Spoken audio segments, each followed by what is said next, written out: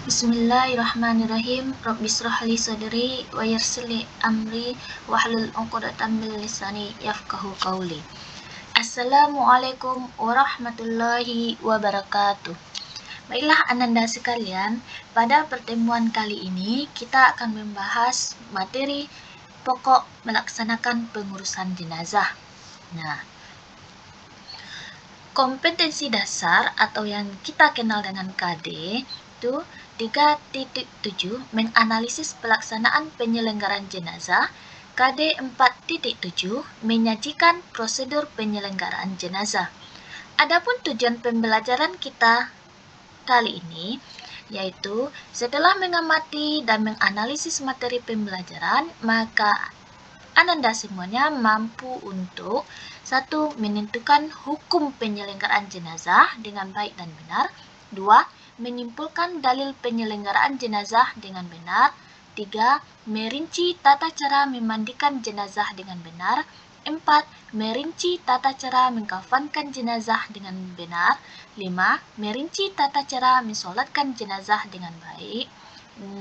Mengerjakan cara memandikan jenazah. 7. Mengerjakan mengkafani jenazah. 8. Mengerjakan sholat jenazah. 9. Mengerjakan menguburkan jenazah. Nah, sebelum kita membahas tentang materi penyelenggaraan jenazah, marilah kita perhatikan gambar berikut. Di sebelah kiri ada orang yang meninggal, ada keluarga yang ditinggalkan, ada orang yang datang untuk melayat serta mendoakan si mayat. Nah, kematian ini kita tidak tahu kapan dia akan datang menghampiri kita dan kapan juga keluarga terdekat kita akan dihampiri oleh kematian ini. Angka kematian ini ada kalanya kita perhatikan di lingkungan sekitar kita, orang meninggal ada kala karena sakit, ada karena kecelakaan, ada serangan mendadak, ada yang tenggelam, dan ada penyakit yang menahun, dan hal lain sebagainya. Nah, kematian ini itu pasti akan datang kepada setiap kita yang bernyawa. Hal ini terdapat dalam Quran Surat Al-Imran 185. A'udzubillahi minasyaitonirrajim. Bismillahirrahmanirrahim. Kullu nafsin dha'iqatul maut. Shadaqallahu azim, yang artinya setiap yang bernyawa akan merasakan mati. Nah, apa saja yang akan kita lakukan ketika kita menghadapi jenazah atau orang tua kita atau tetangga, pokoknya orang yang kita lihat dia sudah meninggal.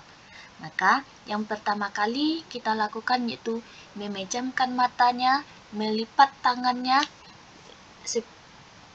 tangan kiri di bawah dan tangan kanan di atas dengan sejajar pergelangan tangan diletakkan di atas perutnya, sama seperti ketika kita akan sholat. Nah, selanjutnya kita tutupi seluruh tubuhnya dengan kain, kemudian kita letakkan mayat tersebut di tempat yang aman. Setelah kita merasa mayat tersebut aman, tidak mudah dijangkau oleh anak-anak ataupun ada binatang yang lalu lalang di dekatnya, maka barulah kita umumkan kepada halayak ramai bahwa si fulan sudah meninggal dunia. Nah, sebagai umat Islam, maka perawatan jenazah ini hukumnya bagi kita adalah fardu kifayah. Adakah Ananda tahu apa itu fardu kifayah? Ya, fardu kifayah adalah kewajiban kepada umat Islam secara klasikal, maksudnya dikerjakan oleh satu orang atau dua atau perwakilan dari kelompok masyarakat. Kemudian yang sisanya yang tidak mengerjakan tidak mendapat kan dosa karena tidak mengerjakan tersebut, dan yang mengerjakan mendapatkan pahala. Nah, tapi jika di satu kelompok atau satu daerah tersebut cuman dia satu-satunya muslim yang berada di daerah tersebut, maka hukumnya bagi dia adalah fardu ain atau wajib. Nah, kalau dia tidak mengerjakannya, maka dia berdosa. Nah, rangkaian dari perawatan jenazah ini ada 4. Pertama, memandikan. Yang kedua, mengkafankan. Yang ketiga, mensolatkan. Yang keempat, menguburkan. Nah, sekarang kita masuk pada memandikan. Memandikan jenazah. Jenazah apa saja yang wajib kita mandikan? Nah, pertama, Islam. Yang kedua, ada bagian tubuh walau sedikit. Yang ketiga, mayat tersebut bukan mati syahid. Nah, yang utama memandikan jenazah tersebut yang laki-laki. Pertama, orang yang diwasiatkannya, kemudian bapaknya, kakeknya, atau garis keturunan ke atas, keluarga terdekat, mahramnya, istrinya, ataupun anaknya, anak cucu ke bawah garis keturunannya. Nah, untuk perempuan, maka yang utama memandikan mayat perempuan ini adalah satu, ibunya, neneknya, atau garis keturunan ke atas, keluarga terdekat dari pihak perempuan, suaminya, anaknya, dan garis keturunan ke bawah, ataupun umat. Jika tidak ada lagi, maka umat Islam yang sejenis dengan mayat. Kalau mayat tersebut laki-laki, maka sejenis dengan dia yang laki-laki. Kalau mayat tersebut perempuan, maka yang berjenis perempuan yang memandikannya. Nah, sebelum kita memandikan jenazah, maka ada hal-hal yang perlu kita persiapkan. Pertama, tempat mandi, yaitu ada tempat air bersihnya seperti ember, baskom, ataupun kita langsung memakai selang. Yang kedua, air tersebut harus bersih dan mensucikan, jadi tidak boleh air bekas.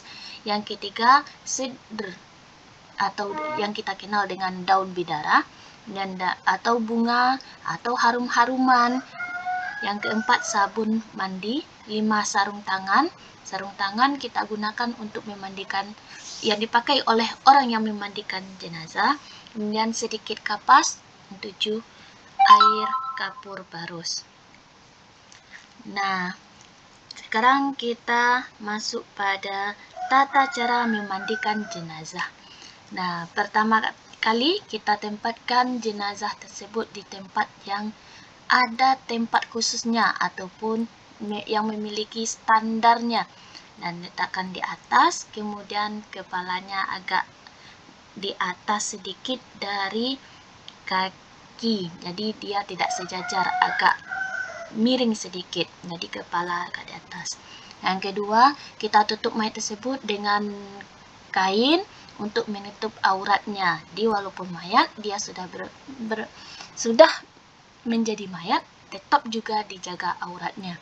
Yang ketiga, orang yang memandikan mayat tersebut harus memakai sarung tangan. Yang keempat, menyiram air, kita siram air ke seluruh tubuh mayat, yang dimulai dari tubuhnya bagian kanan dan kiri, kemudian belakang kanan, belakang kiri secara perlahan-lahan dan lembut. Nah, kalau lebih disunahkan lagi, yaitu dialas tangan kita dengan yang tangan kanan menyiram dengan air, yang tangan kiri dialaskan di bawah tangan kanan kita untuk menyiramnya. Nah, yang kelima, kita bersihkan giginya, lubang hidung, lubang telinga, celah ketiak, celah jari tangan dan kaki, rambut, dan lipatan-lipatan yang ada dalam tubuhnya. Yang keenam, kemudian kita bersihkan kotoran dan najis yang melekat pada anggota badan jenazah. Khusus di bagian perut, maka kita tekan sedikit demi sedikit bagian bawah perut. Bersamaan dengan itu, kita angkat kepalanya dan badannya sedikit, sehingga kotoran yang ada di dalam perut tersebut dapat keluar. Yang ketujuh, mewudukkan jenazah. Nah, mewudukkannya sama seperti mewudukkan waktu kita akan sholat. Nah, setelah semua badan jenazah tersebut bersih. Nah, yang ke-8, baru terakhir diserami dengan larutan kapur barus atau harum-haruman yang telah kita sediakan tadi. Nah, lanjut, kita akan setelah memandikan jenazah tersebut, kita akan mengkafankan jenazah. Sebelum kita meletakkan jenazah tersebut pada kain kafan, maka kita kenali dulu apa itu mengkafani jenazah. Ya, mengkafani jenazah adalah menutupi atau membungkus jenazah dengan sesuatu yang dapat menutupi tubuhnya walau hanya sehelai dari ujung rambut sampai ujung kaki. Nah, apa saja ketentuan dari mengkafani jenazah? Nah, yang pertama, kain kafan diambil dari harta si mayat. Nah, dan kalau dia tidak memiliki harta, sangat miskin sekali atau fakir miskin, maka diambilkan dari harta ahli warisnya. Kalau tidak ada juga ahli warisnya, dia hanya sebatang kara, maka diambil dari baitul mal atau perbendaharaan negara, atau boleh juga dari orang Islam yang mampu. Jadi, intinya wajib ada kain yang menutupi tubuh si mayat ini. Yang kedua, kain kafan itu diperoleh dengan cara yang halal. Mendapatkannya dengan yang halal dan digunakan juga dengan yang halal.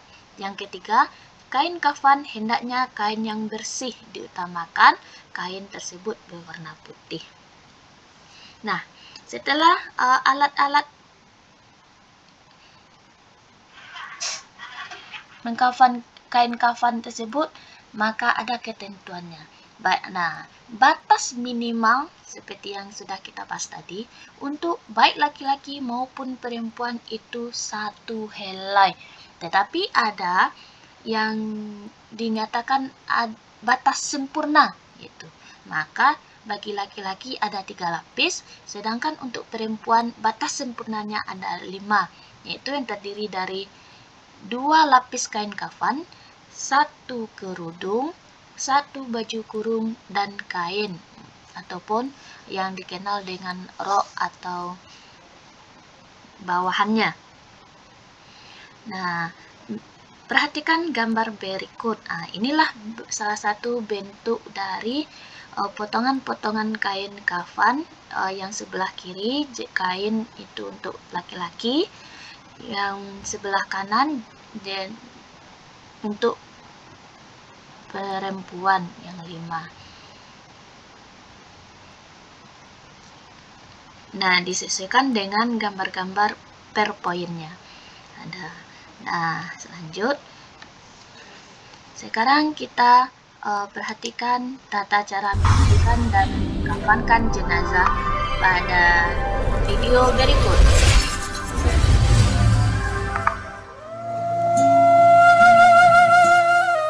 Assalamualaikum warahmatullahi wabarakatuh.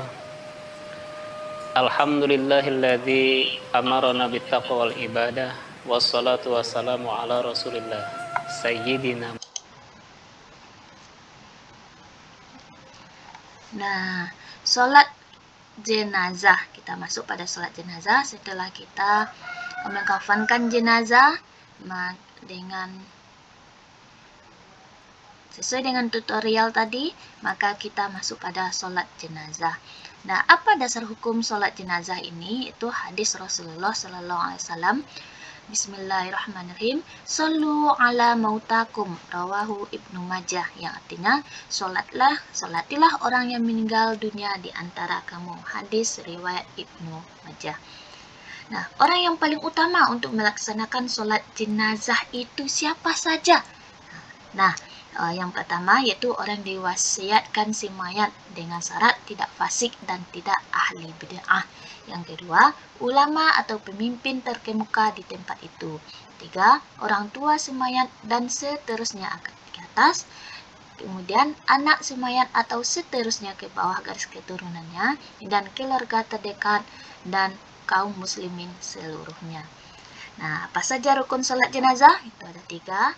Berniat, takbir 4 kali, kemudian berdiri bagi yang mampu atau kuasa. Nah, praktek sholat jenazah. Nah, pertama kita niat untuk laki-laki. Ada yang tahu? Ya, kalau untuk laki-laki, usolli ala hazal mayyiti arba'a takbiratin fardhu kifayah makmuman, kalau dia selaku makmum, kalau imam imaman lillahi ta'ala. Kalau mayat perempuan, usolli ala hazihil maitati arba'a takbiratin fardhu kifayah makmuman selaku makmum. Kalau sesama perempuan nanti dia selaku imam, maka ditukar makmum menjadi imaman lillahi ta'ala. Nah, kemudian kita takbir Allahu Akbar, yang dibaca di antara takbir pertama ini itu surat Al-Fatihah. Yang kedua kita takbir Allahu Akbar, dibaca lagi sholawat kepada Nabi. Allahumma sholli ala Muhammad wa ala ali Muhammad. Takbir ketiga Allahu Akbar, kita baca lagi doa untuk si mayat, Allahumma ghfir lahu warhamhu wa'afihi wa'fu anhu. Maka kalau untuk mayat perempuan, itu yang ibu baca tadi itu untuk mayat laki-laki, maka yang kalau untuk perempuan hu diganti dengan ha, yaitu cara bacanya Allahumma ghfir laha warhamha wa'afiha wa'fu anha. Nah, minimal sampai di sana juga boleh. Selanjutnya kita takbir lagi, yaitu takbir keempat Allahu Akbar, dilanjutkan dengan membaca doa, yaitu doa untuk orang yang ditinggalkan. Allahumma la tahrimna ajrahu wa la taftinna ba'dahu wa ghfir lana wa lahu. Itu untuk mayat laki-laki. Kalau perempuan hu diganti dengan ha. Allahumma la tahrimna ajraha wa la taftinna ba'daha wa ghfir lana wa laha. Nah, setelah itu kita baru baca salam. Assalamualaikum warahmatullahi ke kanan. Kemudian kita kiri. Assalamualaikum warahmatullahi. Nah, lanjut kita masuk pada menguburkan jenazah. Setelah kita sholatkan semuanya dan maka mayat tersebut diusung menuju pemakaman. Nah, sebelum kita masuk pada pergi membawanya, kita bahas dulu sunnah menguburkannya. Nah, sunnah menguburkan jenazah itu sangat disunahkan untuk disegerakan atau membawa jenazah ke pemakaman tanpa harus tergesa-gesa. Kemudian pengiring tidak dibenarkan duduk, ada di belakang diiringi oleh karib kerabat, sanak, handai taulannya ataupun masyarakat sekitar untuk mengantarkan jenazah ke kuburan, maka pengiring tersebut tidak dibenarkan duduk sebelum jenazah diletakkan di kuburan. Yang ketiga, disunahkan menggali kubur secara mendalam agar jasad jenazah terjaga dari jangkauan binatang buas atau agar baunya tidak merebak keluar. 4. Lubang kubur yang dilengkapi liang lahat, itu untuk jenazah muslim, bukan syak atau jenazah muslim. Nah, syak itu, mari kita perhatikan gambar berikut yang ini. Nah, ini adalah syak. Jadi setelah ada lubang, di bawahnya lagi dibuat seperti lahat ke bawahnya. Nah, kalau yang umat Islam dia itu liang lahatnya, ada lubang, jadi agak arah ke baratnya dibuatkan liang lahatnya. Nah, inilah bentuk liang lahat. Lanjut. Kemudian yang kelima, disunahkan memasukkan jenazah ke liang lahat dari arah kaki kuburan, lalu diturunkan ke dalam liang kubur secara perlahan. Nah, kapan waktu yang dilarang kita menyelenggarakan jenazah? Pertama, matahari baru saja terbit, sehingga kita tunggu sampai sedikit agak tinggi. Nah, yang kedua, matahari berada di tengah-tengah atau saat panas terik yang menyengat, atau saat waktu zuhur tiba sampai matahari tersebut agak condong ke arah barat. 3. Saat matahari hampir terbenam, ia terbenam sempurna. Nah, inilah tahapan-tahapan kita menguburkan jenazah.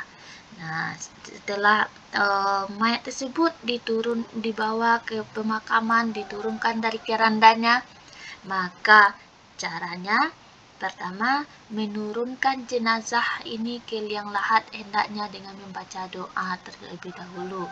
Bismillah, kemudian dikuburkan secara perlahan-lahan. Yang kedua, jenazah dimasukkan ke dalam kubur, dimulai dari kepala terlebih dahulu dan dilakukan lewat arah kaki. Jika tidak memungkinkan, boleh menurunkannya dari arah kiblat. Yang ketiga, di dalam liang lahat, jenazah diletakkan dalam posisi miring di atas lambung kanan bagian bawah dan menghadap kiblat. Pipi dan kaki jenazah ditempelkan ke tanah dengan membuka kain kafannya. Begitu pula tali-tali pengikat dilepas dan kita simpan di dekat kaki semayat. Nah, waktu menurunkan jenazah ke liang lahat tadi, ada yang baca doa pada poin pertama tadi kan kita bahas. Jadi bacaan doanya itu Bismillahi wa ala millati Rasulillah. Yang keenam, setelah jenazah diletakkan dalam rongga liang lahat dan tali temali selain kepala dan kaki dilepas, maka rongga liang lahat tersebut ditutup dengan papan kayu atau bambu dari atasnya agak menyamping. Setelah itu, keluarga terdekat memulai menimbun kubur dengan memasukkan 3 genggaman tanah yang dilanjutkan penimbunan sampai selesai. Nah,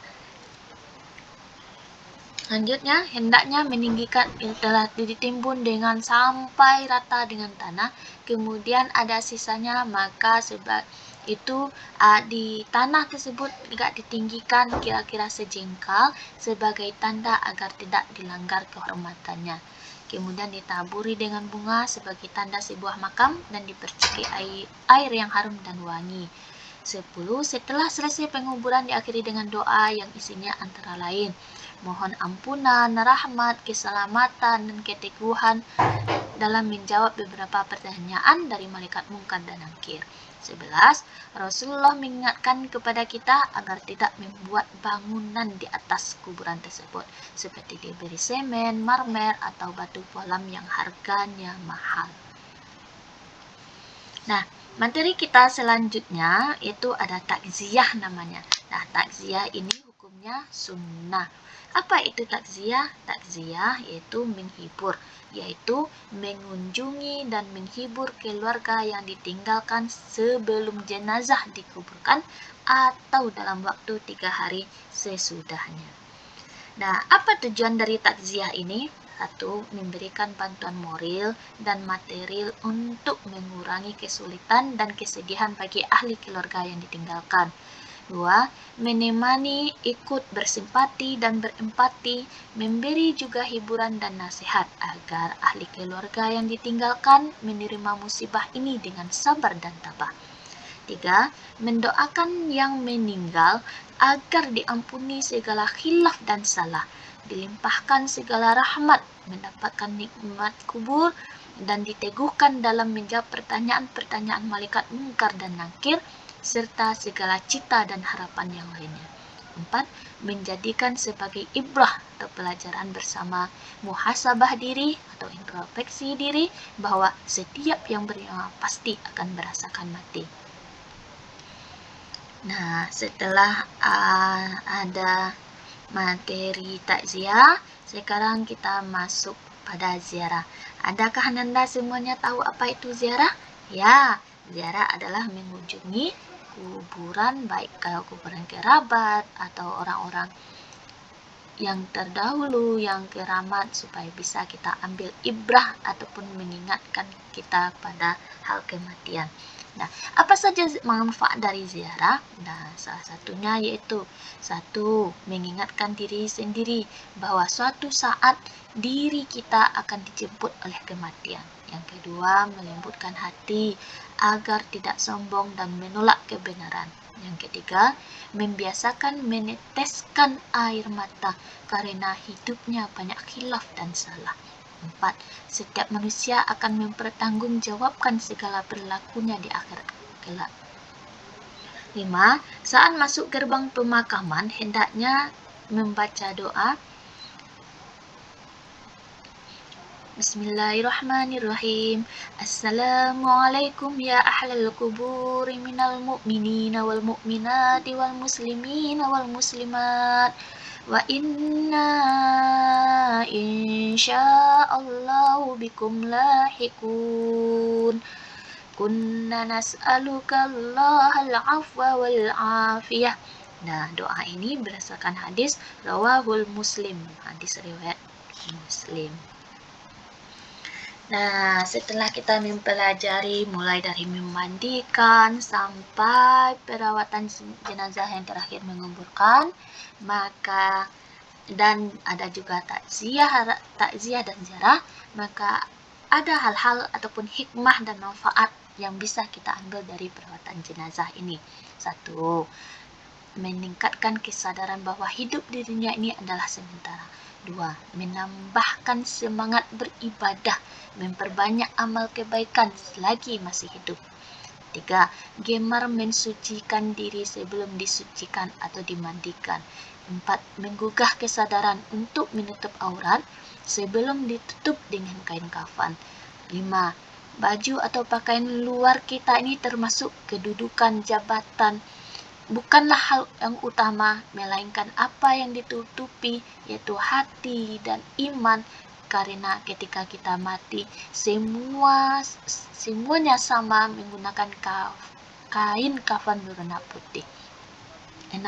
Menjaga solat 5 waktu sebelum disolatkan.